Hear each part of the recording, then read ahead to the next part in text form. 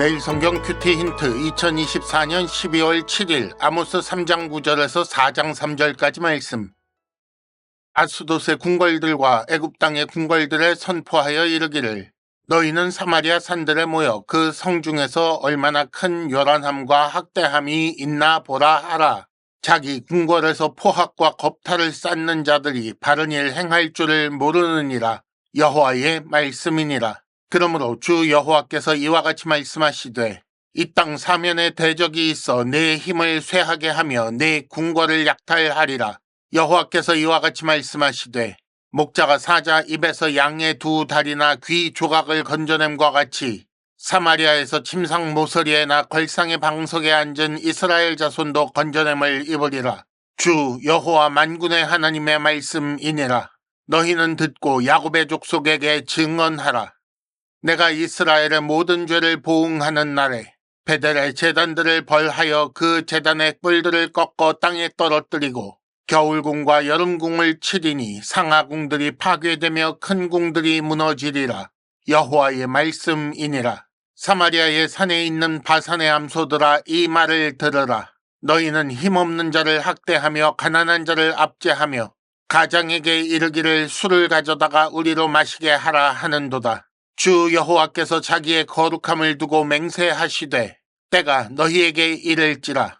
사람이 갈고리로 너희를 끌어가며 낚시로 너희의 남은 자들도 그리하리라. 너희가 성 무너진 데를 통하여 각기 앞으로 바로 나가서 하르몬에 던져지리라. 여호와의 말씀이니라. 아멘.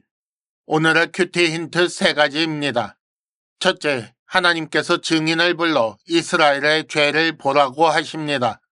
둘째, 이건 건져낸다는 말씀이 아닙니다. 셋째, 보응하는 날에 뿌린 대로 거두게 하시는 것이 하나님의 뜻입니다.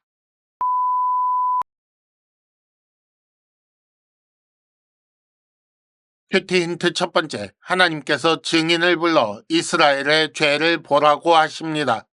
9절에 보면 아스돗의 궁궐들과 애굽 땅의 궁궐들에게 선포하라. 뭐라고 선포하는가? 너희는 사마리아 산들에 모여 거기 얼마나 큰 요란함과 학대함이 있나 보라는 것입니다. 아스돗과 애굽 궁궐들에 선포하라는 것은 이방 나라들을 증인으로 부르라는 말씀입니다. 사마리아 성 주변 산 위에 둘러 앉아 성 내에 일어나는 그 요란함과 학대와 포학과 겁탈을 보게 하라는 것입니다. 하나님의 특별한 사랑을 받은 이스라엘의 부끄러운 모습을 이렇게 고발하는 것입니다. 그렇다면 정말로 이방 나라 앞에서 이스라엘의 치부를 드러내려는 것이 목적인가? 그렇지 않습니다. 이는 이스라엘이 스스로 부끄러움을 느껴 그 악한 모습을 고치게 하려는 것입니다. 하나님의 특별한 사랑을 받은 백성으로서 그런 사랑을 받은 적 없는 민족들보다 더 큰 악을 행하는 것이 얼마나 부끄러운 일인지 이스라엘이 생각하게 하려는 것입니다. 처음에는 하나님 백성의 수치를 드러나지 않도록 하나님께서 보호해 주시지만 죄가 계속 이어지면 일부러 하나님 백성 아닌 자에 의해 수치를 당하게 하시기도 합니다. 그렇게 되기 전에 그 죄 짓는 일을 그쳐야 하겠지요. 힌트 첫 번째, 죄로 말미암아 수치를 당할 때 속히 하나님께로 돌이켜야 합니다.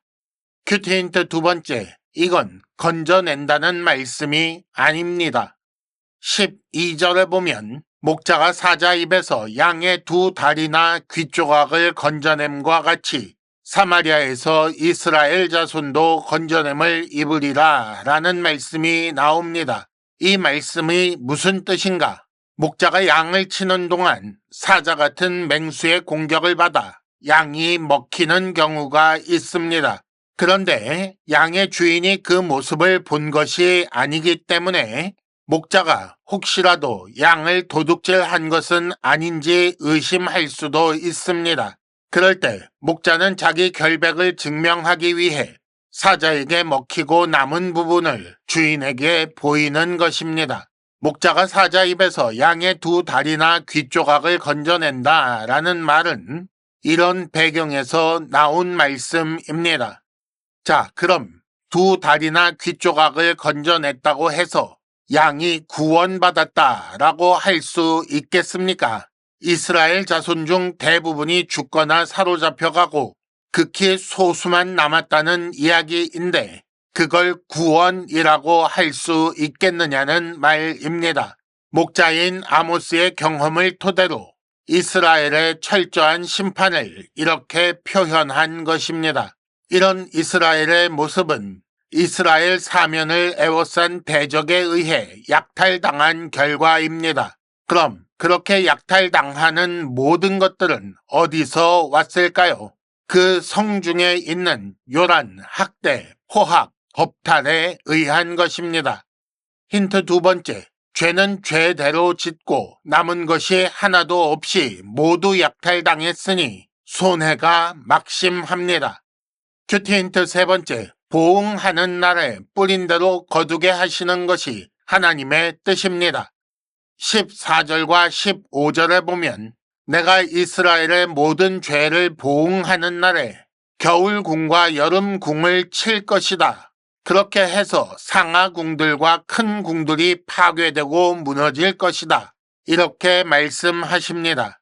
겨울궁과 여름궁이라고 할 때 궁이라는 것은 왕이 거하는 궁을 의미하기도 하지만 부유층의 별장까지 포함하는 개념입니다.